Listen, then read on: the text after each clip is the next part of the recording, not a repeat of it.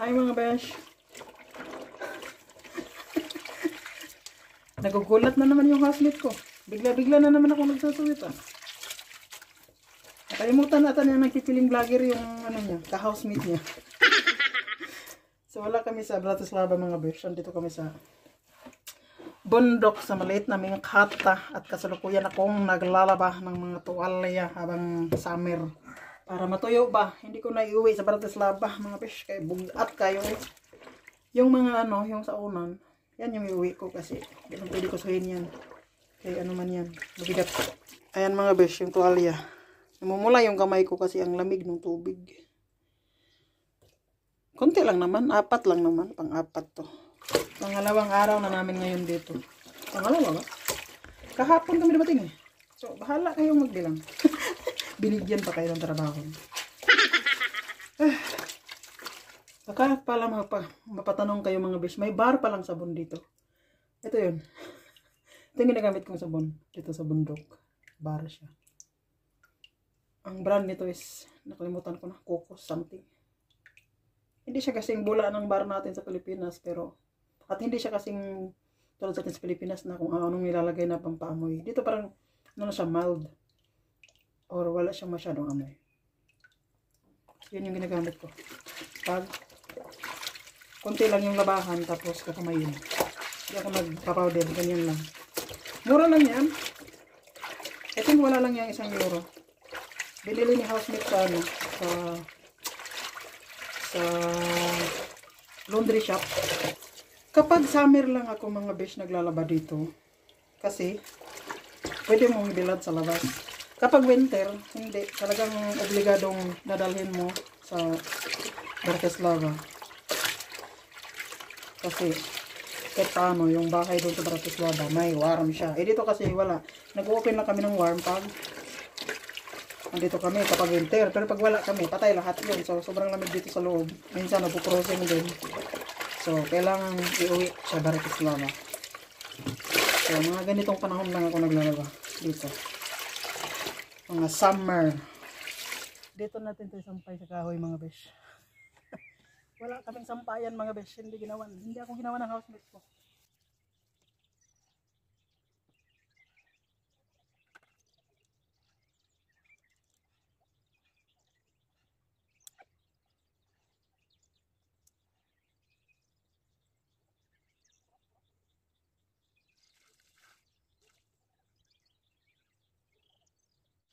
Gigil naman talaga ako mga besh.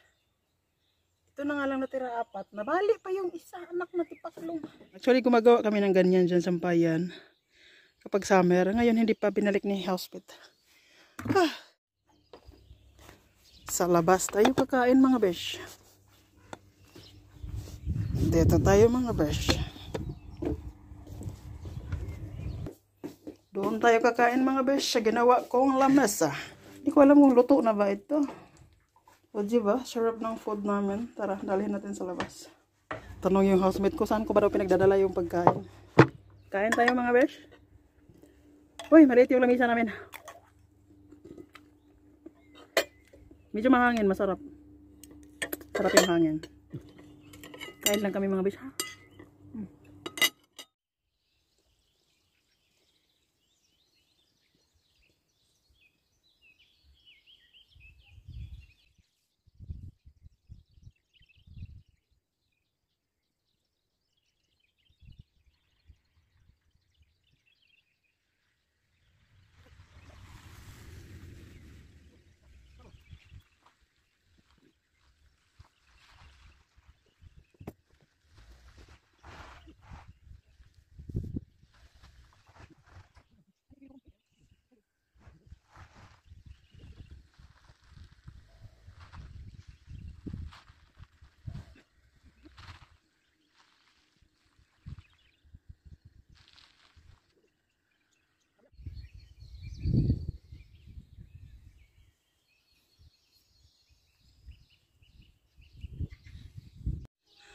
O, diba mga besh? Para lang akong nasa Surigao. O, diba? Gawa ako sampayan kay naglaba. Imbis na dadalhin ko yan. Gumawa na lang ako para hindi ako mapagod sa sarili ko. I mean, hindi mabigat ba dalhin sa Bratislava. So, ayan. Tapos yun, nilaban ko yun kahapon ng hapon, lipat ko yun dito.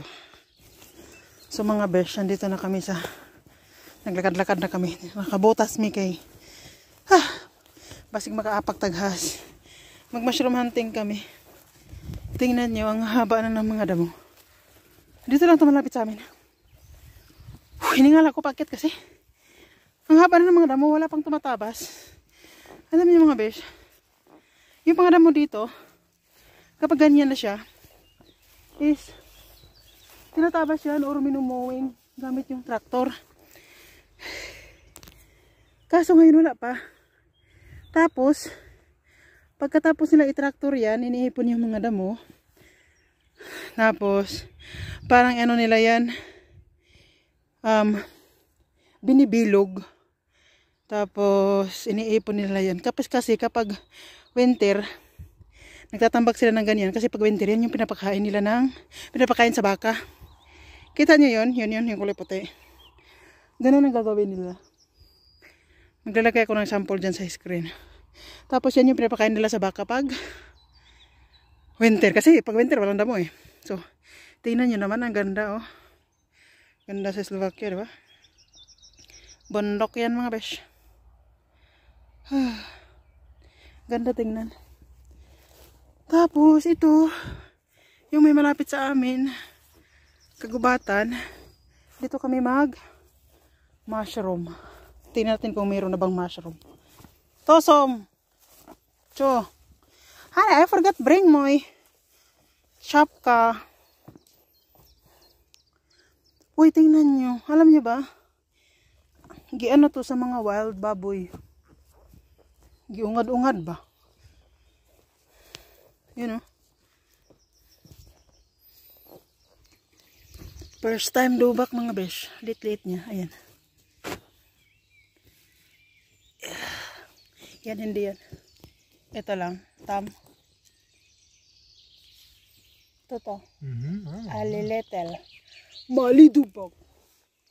Tadang! Ito yung dubak. Dito pa dalawa mga besh. Kasi ang liliit nila mga besh. Pero pwede na yan. Ayan siya. Hindi namin yan kukunin mga besh. Balikan namin daw yan bukas. Kay lalaki na yan. Mabilis ang dubak lumaki mga besh. Lalo na pag may tubig, tas maaraw. 24 hours pa lang malaki na yan. Balikan namin yan bukas. Kaso sabi ko tabunan kasi makita yan. Ang bahala ka nga dyan, housemate. Ayaw niyan tabunan. Pag yan bukas, wala na, tawanan talaga kita. Ayan na mga besh, tinabunan ko na lang. Doon sa ilalim. Para hindi makita ba. Ang saya ng housemate ko mga besh. Nakakita siyang dubak. Uy! Family. Ano, atam? Atame dalshi. Ano? Atame dalshi. Ayun pa mga besh. Wow! Ayan o. Tapos andun yung isang. Wait lang. Ito pa. Super beautiful. Ayan. Sabi niya dalshi tuto nilde. Dami. Ano. Picturean muna natin mga besh. Mag-pictorial muna tayo kasama ang mga mushroom. Ito din siya oh. Kaso ano na siya, natanggal yung ano niya, pero okay pa yung ano niya, ayan oh. Ayan. Natanggal yung ulo niya, nasaan, iwan na. Kainahin natin ng ano, animals.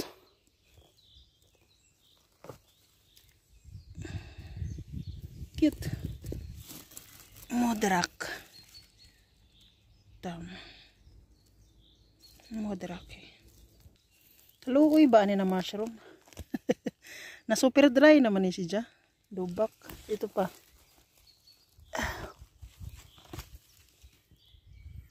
Ang laki niya. Nag-dry nga lang siya.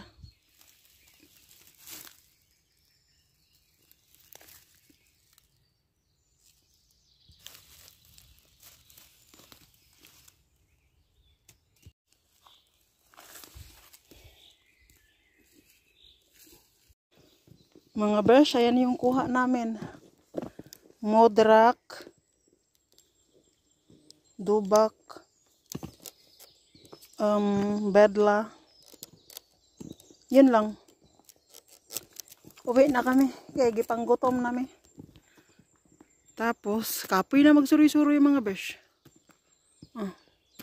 Ayun, kagubatan mga besh. So, tara na mga besh. Uwi na tayo. Kaya gikapoy nag-ahong housemate. Gikapoy o gigutom namin. So, ayan. Pauli namin.